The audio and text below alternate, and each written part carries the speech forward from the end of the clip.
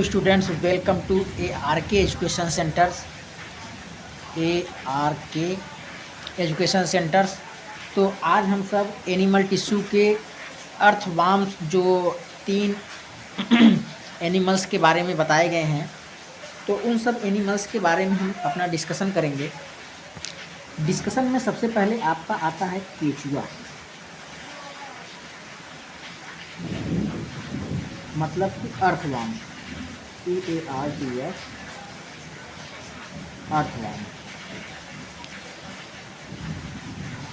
इसके systemic position, morphology और anatomy के बारे में जानने के लिए इस वीडियो को आप अंत तक जरूर देखें। और चैनल को सब्सक्राइब नहीं किए हैं तो चैनल को सब्सक्राइब करें, लाइक करें, कमेंट भी करें और साथ ही वीडियो को शेयर जरूर करें।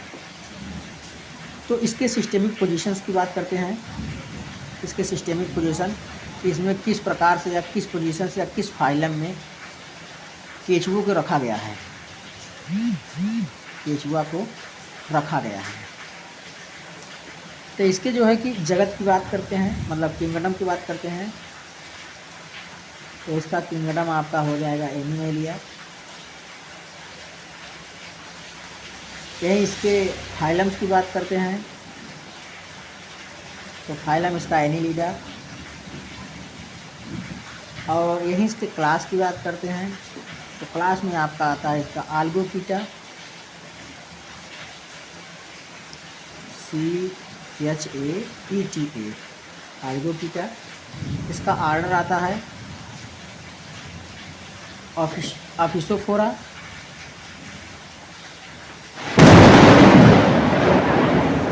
ऑफिसोफोरा।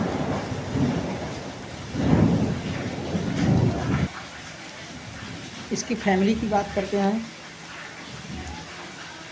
तो इसका फैमिली होता है मेगा एस्क्लेरिडी, मेगा एस्क्लोलिसिडी। जीनस इसका आता है फेरेटिमा। और इसकी जो स्पीशीज होती है पोस्टुमा, फेरेटिमा पोस्टुमा के नीचे अंडरलाइन, क्योंकि ये लैटिन वर्ड में लिखे होते हैं। तो इसका जो जगत होता है वो एनिमेलिया होता है। फाइलम इसका जो होता है एनिलिडा होता है। क्लास इसका आल्गोकीटा होता है। ऑर्डर इसका ऑफिसोफोरा होता है। फैमिली इसका मेगा एस्क्लोलिसिडी होता है। जीनस इसका फेरेटिमा होता है। और इसका स्पीशीज जो होता है वह पोस्टुमा होता है। आप याद रखेंगे, इसका जो जगत है एनिमेलिया, संघ है एनिलिडा, इसका जो वर्ग है आल्गोकीटा है, इसका जो गण है वो ऑफिसोफोरा है। फैमिली इसको मेगा एस्क्लोलिसिडा है। इसका जो जीनस जाति है यह जो है कि फेरेटिमा है। और स्पीशीज इसकी जो पोस्टुमा है। अब आगे चलते हैं इसके वास स्थान यानी हैबिटेट के बारे में। तो इसके हैबिटेट के बारे में जानते हैं। तो हैबिटेट मतलब कि वास स्थान।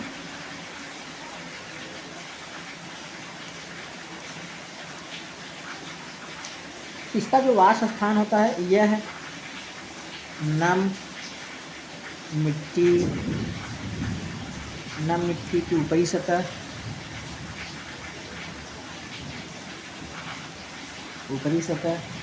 दिन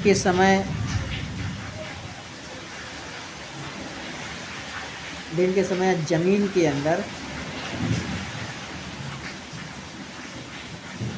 जमीन को छेद कर रहते हैं। इसका यही वास स्थान है। इसका जो रंग रूप यानी हुलिया जो होता है, इसका रंग रूप की बात करते हैं, तो केचुआ जो है कि लाल भूरे रंग का स्थलीय प्राणी होता है। जो केचुआ होता है इसका जो रंग रूप होता है यह लाल भूरे रंग का स्थलीय प्राणी होता है।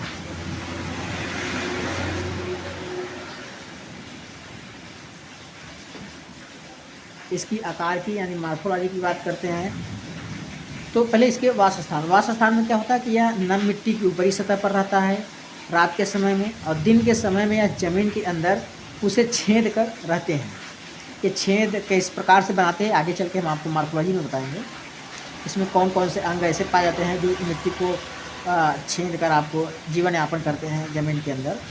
इसका जो रंग रूप होता है केचुआ का लाल भूरे रंग का होता है ये, जो कि एक स्थलीय प्राणी होता है, मतलब यह टेरेस्ट्रियल होता है। टेरेस्ट्रियल मतलब स्थलीय प्राणी।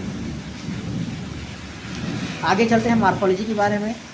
तो आकारकी के बारे में, आकारकी मतलब मॉर्फोलॉजी।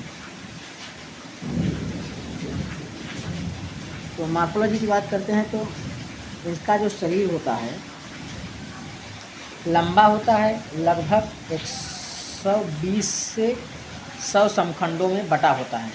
इसका जो शरीर होता है, इनका जो शरीर होता है, इनका शरीर लंबा लगभग 100 से 120 समान समखंडों, मतलब मेटामर्फ। समखंड मतलब होता है मेटामर्फ, मेटामर्फ में बटा होता है।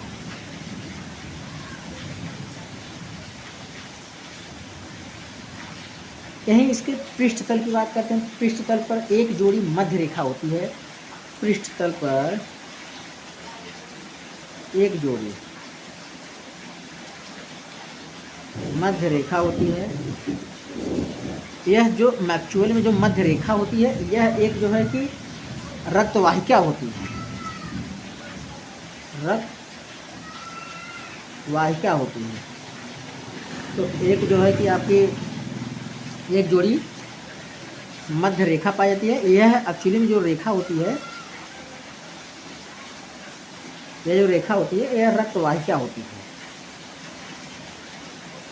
और इसी रक्तवाहिका की वजह से, इसी रेखा की वजह से इसे विभेदित किया जा सकता है, मतलब बांटा जा सकता है, विभेदित किया जा सकता है, मतलब बांटा जा सकता है।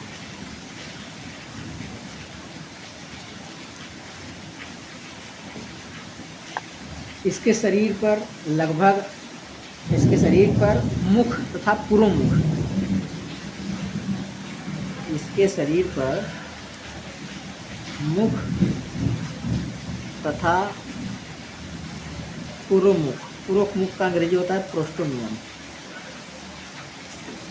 प्रोस्टोमियम पाया जाता है, पाया जाता है। और यह जो प्रोस्टोमियम होता है एक लूप जैसी संरचना होता है। प्रोस्टोमियम क्या होता है? लूप लाइक स्ट्रक्चर होता है, लूप लाइक स्ट्रक्चर होता है। और यह लूप लाइक स्ट्रक्चर जो होता है, लूप लाइक स्ट्रक्चर होता है, मतलब लूप की जैसी, मतलब एक पॉली के जैसी संरचना होती है।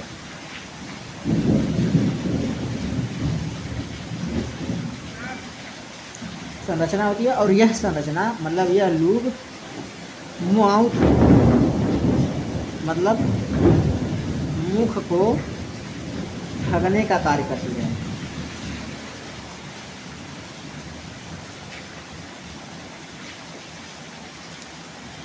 यह जो थान होता है, मतलब यही जो लूप होता है, मिट्टी के दरारों को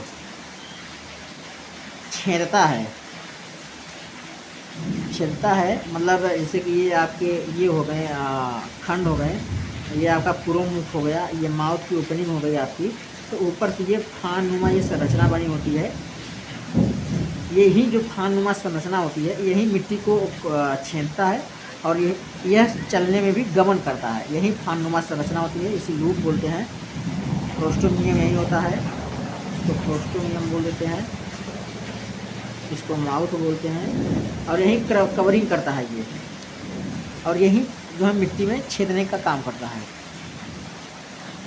मिट्टी में छेदने का काम।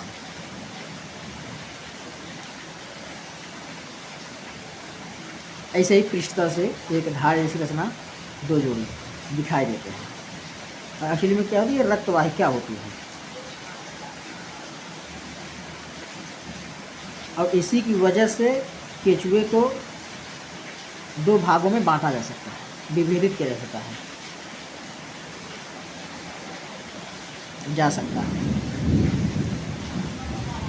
आगे चलते हैं और इसके मार्फोलॉजी के बारे में और जानते हैं। तो पूर्व मुख जो होता है प्रोस्टोमियम एक संवेदी संरचना होता है। मैंने आपको बताया कि इसे के सहारे या जो है कि छेद करता है। तो पूर्व मुख जो होता है मतलब प्रोस्टोमियम जो होता है, प्रोस्टोमियम क्या होता है, एक संवेदी संरचना होता है, एक संवेदी संरचना होती है।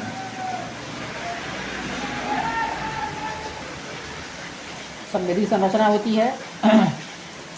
शरीर का जो पहला खंड होता है, मतलब यह शरीर का जो पहला खंड है, मान लीजिए यही पहला खंड है शरीर का, केचुए के जो पहला शरीर का पहला खंड है, उसमें पेरिस्टोमियम या परितुंड, जिसमें मुख उपस्थित, इसी को पेरिस्टोमियम कहा जाता है। पहले खंड को पेरिस्टोमियम कहते हैं।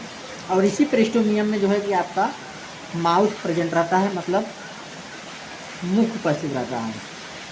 और मुख उपस्थित रहता है तो इसी भाग को, प्रोस्टोमियम को भाग को बक्कल सेगमेंट भी कहते हैं, बक्कल सेगमेंट भी कहते हैं। एक परिपक्व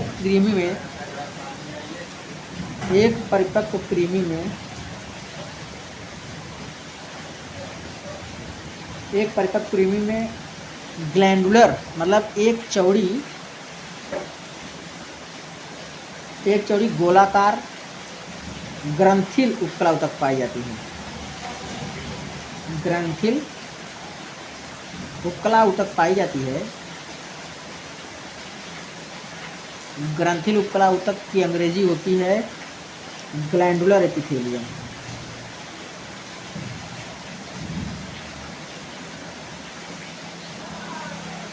ग्लैंडुलर एपिथेलियम। तो यह जो ग्लैंडुलर एपिथेलियम होता है, यह 14वें खंड से लेकर के 16वें खंड तक उपस्थित रहता है, या 14वें से लेकर 16वें खंड तक को घेरे रहती है।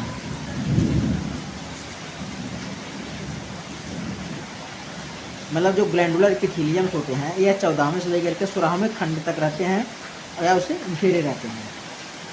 इस ग्रंथिल ऊतक वाले खंडों को पर्यारिक या क्लाइटेलम कहते हैं। मतलब यह जो ऊतक घिरा रहता है, जो 14वें से 16वें खंड तक घिरा रहता है, यह भाग जो है आपका क्लाइटेलम कहलाता है। क्लाइटेलम का मतलब होता है पर्यारिक। अभी आपको बताएंगे पर्यारिक क्या होता है। तो 14वें से लेकर 16वें खंड तक होता है, उसे क्लाइटेलम कहते हैं। ग्लैंडुलर एपिथेलियम को क्लाइटेलम बोलते हैं उस भाग को। तो क्लाइटेलम का हिंदी होती है पर्यारिक। पर्यारिक क्या होता है ये बताते हैं। और पहले ये बता दूं कि केचुए के कितने भाग होते हैं। मतलब क्लाइटेलम के आधार पर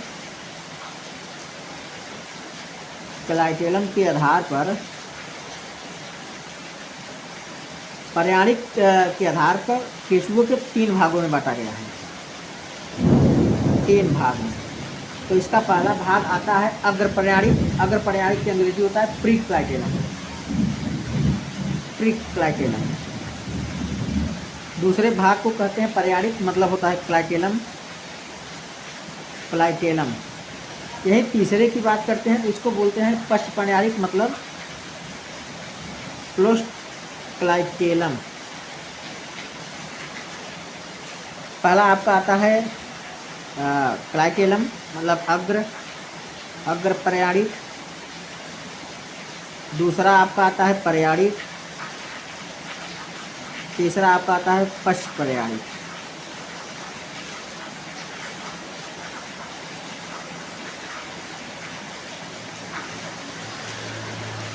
अब यहीं आगे चलते हैं, आपको चित्र के माध्यम से बताते हैं कि किस प्रकार से क्या चीज़ें होती हैं। तो ये आपका मान लीजिए पहला सेगमेंट हो गया। जिसे आप क्रेस्टोमियम कहते हैं। फिर ये दूसरा सेगमेंट हो गया आपका, ये तीसरा सेगमेंट हो गया।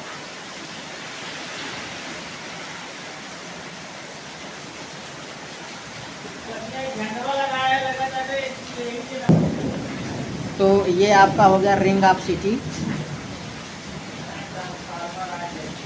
रिंग ऑफ सिटी इसको बोलते हैं। इसी सिटी के माध्यम से केचुए गमन करते हैं। गमन का कार्य इसी सिटी के माध्यम से होता है और इसे बोलते हैं क्रेस्टोमियम। इसे बोलते हैं पहले भाग को पेरिस्टोमियम। इसकी हिंदी होती है परितुंड। इसे बोलते हैं प्रोस्टोमियम। इसे बोलते हैं प्रोस्टोमियम। यह जो प्रोस्टोमियम होता है यह कवरिंग का काम करता है, इसका माउथ का। ये आपका क्या हो गया, माउथ। इसके और सेगमेंट्स की बात करते हैं, जैसे ये मान लीजिए पहला सेगमेंट, दूसरा, तीसरा, चौथा, पाँचवा, छठवां, सातवां, आठवां, नौवां, 10वां, 11वां, 12वां, 13वां, 14वां, 15वां, 16वां, 17वां, 18वां, 19वां, 20वां, ऐसे आप सेगमेंट बनाते जाइए। तो धीरे धीरे सेगमेंट पतले होते चले जाते हैं। लास्ट में आपका आता है एनस। एनस मतलब गुदा। उसके बाद इसको जो बोलते हैं, ये जो बीच बीच में आपको बताया था मैंने, ये इसकी सीटी हो जाती है। सीटी हो गई आपकी। ये आपका ऊपरी वाला भाग होता है प्रोस्टोमियम। ये वाला भाग हो गया आपका प्रोस्टोमियम। उसके बाद आपके जो है कि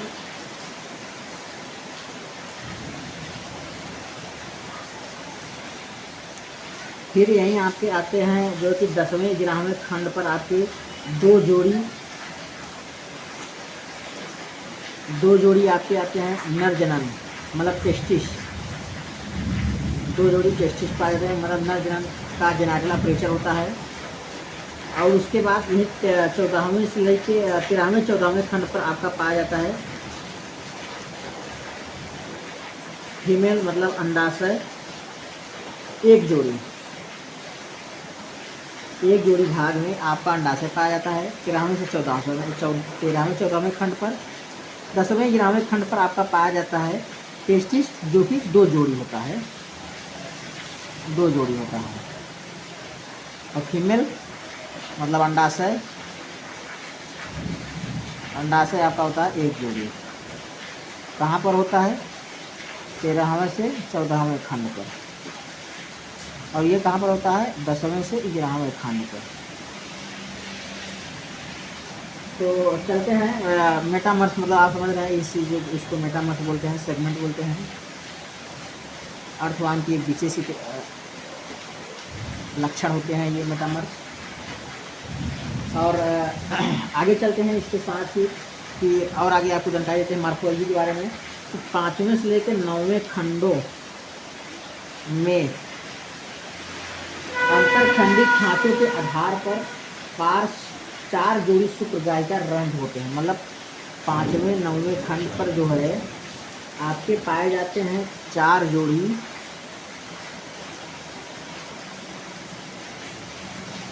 शुक्र गुहिका रंध्र।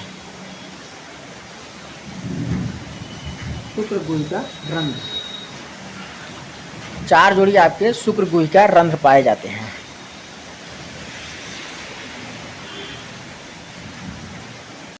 तो आगे बात करते हैं। तो अधर तल पर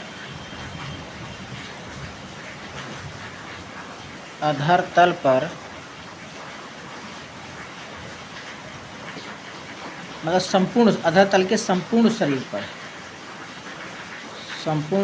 पर केचुए में बहुत छोटे छिद्र पाए जाते हैं। और इन्हीं छिद्रों को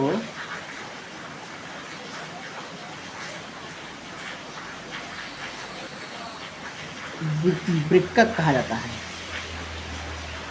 वृक्कक रंध्र कहते हैं।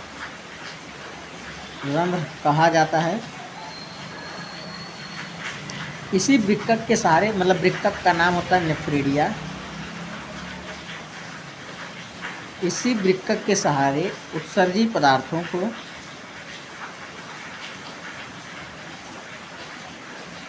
शरीर के बाहर निकाला जाता है,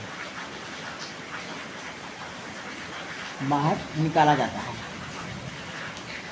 जो शरीर का प्रथम खंड होता है और अंतिम खंड, मतलब प्रथम खंड ये हो गया आपका, और जो अंतिम खंड हो गया ये आपका एनस भाग, इस सभी खंडों को छोड़कर सभी खंड पे यस आकार के जो है कि सीटी पाई जाती है। सीटी मैंने आपको बताया था कि गमन के लिए आवश्यक होते हैं, जिससे जो है कि सूख कहा जाता है।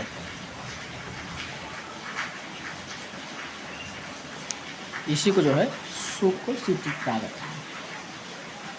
यह जो सीटी होती है आसानी से फैल जाती है और सिकुड़ भी जाती है।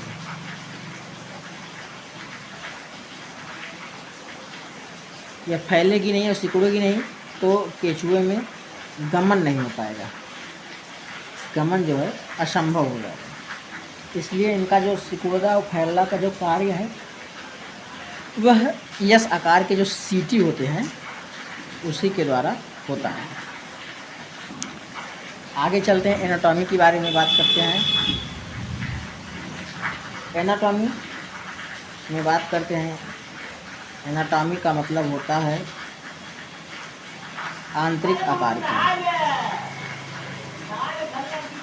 आंतरिक आकार की, आंतरिक आकार की। इसमें क्या होता है कि जो केचुए का शरीर होता है पतली अकोशिकीय परत से ढका होता है। केचुआ का शरीर पतली अकोशिकीय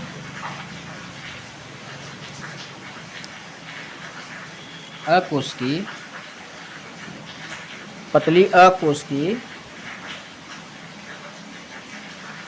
अकोशिकीय परत से ढका रहता है।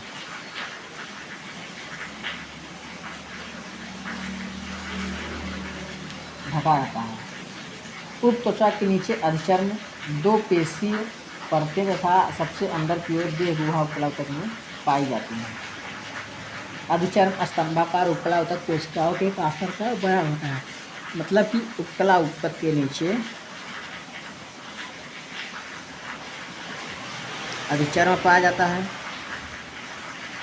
और यही अधिचर्म क्या होता है, ग्लैंडुलर एपिथेलियम का बना होता है।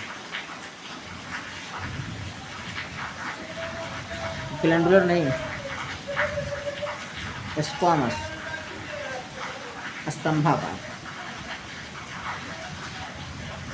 स्तंभाकार एपिथेलियम का बना होता है।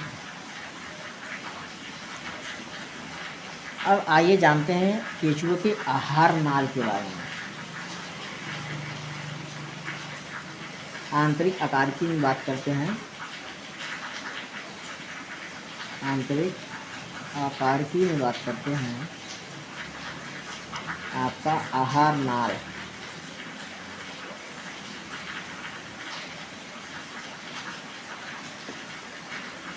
आहार नाल में पहला आपका आता है केचुए का आकार शरीर के प्रथम खंड से लेकर के अंतिम खंड तक फैला रहता है। यह पहले खंड से लेकर के अंतिम खंड तक रहता है।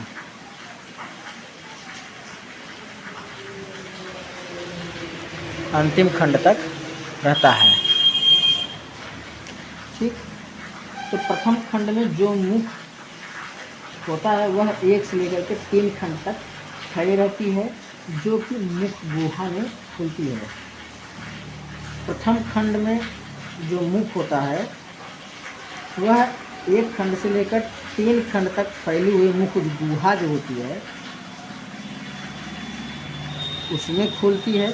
और यह मुख गुहा जो है कि आपका चौथे खंड में स्थित ग्रसनी में फूलता है।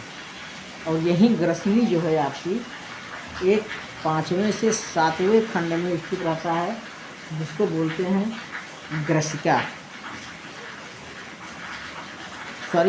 चौथे खंड में आपका ग्रसिका उपस्थित रहता है और 5वें से 7वें खंड में आपका ग्रसनी उपस्थित रहती है, जो एक सकरी होती है, सकरी नली होती है। और एक पेशी गिजार्ड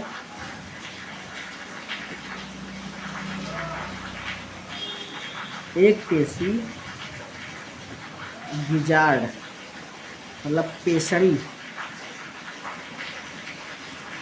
8वें से 9वें खंड तक फैलती है या फैली रहती है।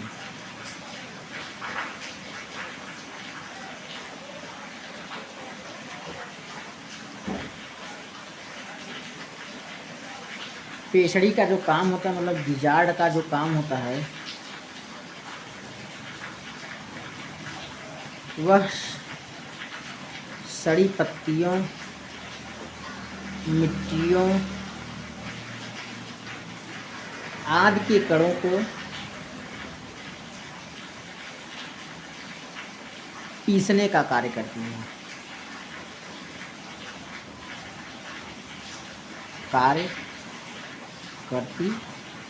है। जो गिजार्ड होता है वह पीसने का कार्य करती है। आमाशय की बात करते हैं तो आमाशय मतलब स्टमक, इसका स्टमक जो है कि 9वें से 14वें खंड तक उपस्थित रहता है और कैल्सीफेरस ग्रंथियाँ पाई जाती हैं। आमाशय के अंदर पाई जाती हैं कैल्सीफेरस ग्रंथियाँ।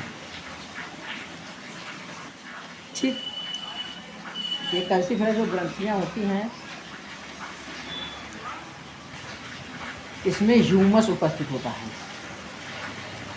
जो कैल्सीफेरस ग्रंथियाँ होती हैं, इसमें ह्यूमस उपस्थित होता है।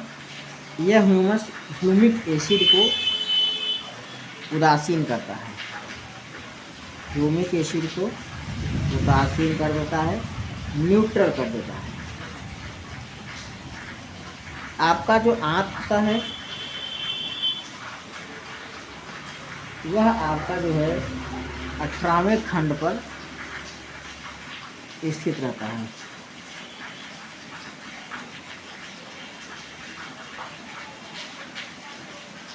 और यह अंतिम खंड तक फैला रहता है।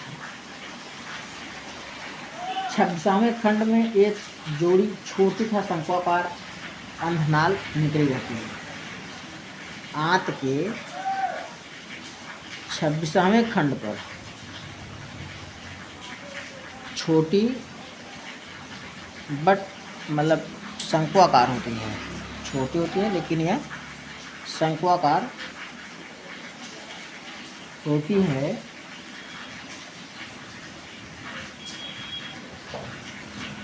जिससे अंधनाल निकलते हैं। और ये बताएंगे कि अंधनाल किस प्रकार के होते हैं।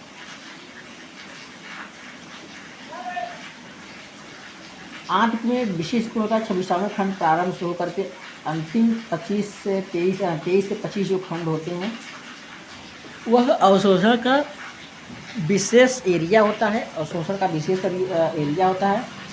यह एरिया आंत्रवलन पाया जाता है, पृष्ठ तल पर आंत्रवलन पाया जाता है। यह आंत्रवलन जो होता है, आंत्रवलन होता है आंत में इनके, और जहाँ पर आंत्रवलन ज़्यादा पाया जाता है, मतलब अंतिम के 23 से 25 खंड लगभग में आंत्रवलन यह पाया जाता है।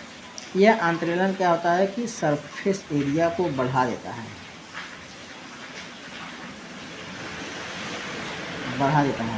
किस लिए बढ़ा देता है? ताकि जो है कि एब्जॉर्प्शन जो होता है फूड का वह बढ़ सके। कार्बनिक पदार्थों के भरपूर मृदा केचुआ निकलता है और आहार नाल से गुजरते समय पाचक रस एंजाइमों का स्वागत करता है, जो कि पदार्थ में घुल मिल जाता है और छोटे छोटे पदार्थों में अवशोषित कर देता है। आंत के द्वारा जो छोटे छोटे पदार्थों को मतलब एंजाइम्स के द्वारा बड़े कणों को छोटे कणों में बांट दिया जाता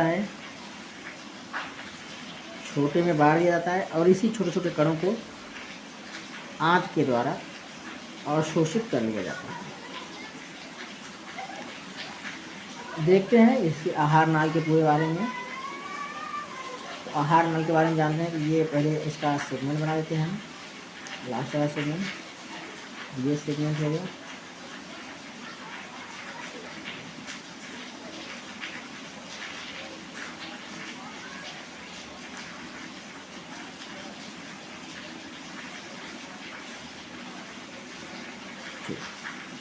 लास्ट में ये, तो इसका जो पहला वाला भाग होता है ये,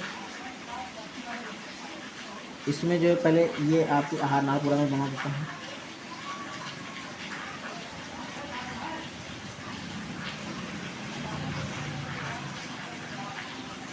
फिर उसके बाद ये आपके बन रहे हैं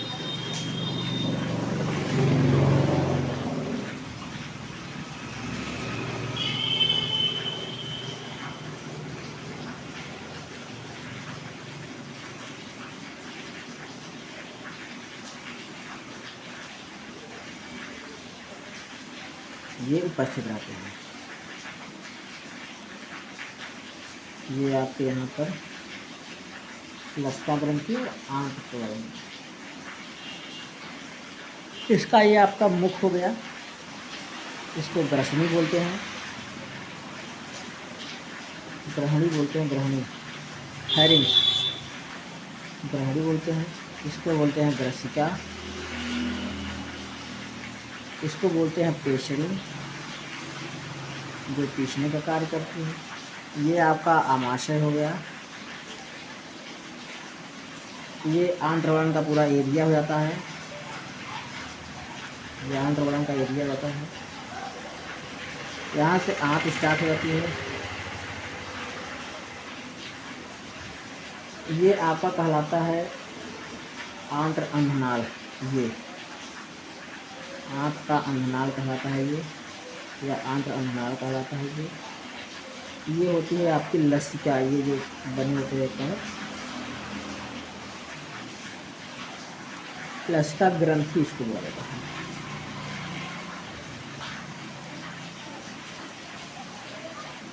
तो ये केचुए का आहार नाल का देश है, आहार नाल का चित्र यहाँ देखते हैं। आहार नाल,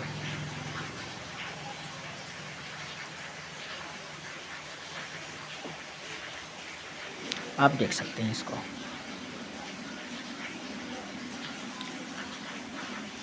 अब बात करते हैं परिसंचरण तंत्र की, तो इसको हम अगले नेक्स्ट वीडियो में करेंगे। धन्यवाद।